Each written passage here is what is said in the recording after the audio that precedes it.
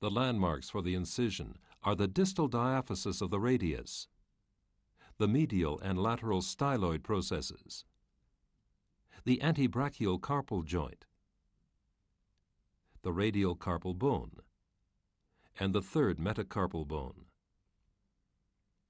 The foam is incised on the dorsal midline of the carpus to expose the distal third of the radius, the carpus, and the proximal half of the metacarpal bones.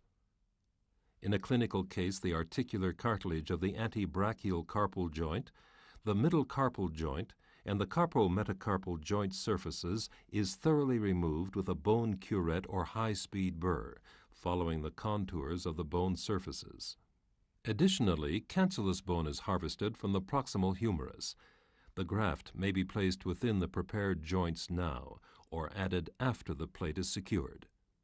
A 9-hole 3.5 DCP, which has been pre-contoured to provide 10 degrees of carpal extension, is placed on the cranial surface of the distal radius and third metacarpal bone, so that the 5th plate hole lies over the radial carpal bone.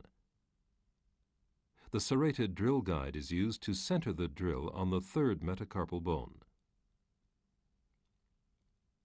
The hole must be verified as centered in the bone.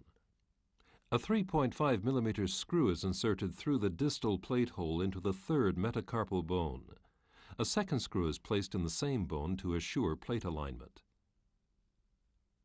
The plate is secured to the radius with a bone-holding forceps, and the alignment of the foot is checked. A 3.5 millimeter screw is inserted through the 5th plate hole into the radial carpal bone.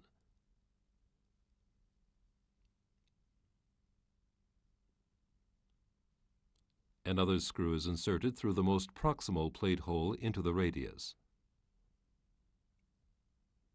One screw above and one screw below the carpus may be inserted eccentrically to compress the articular surfaces. The remaining plate holes are filled with neutral screws.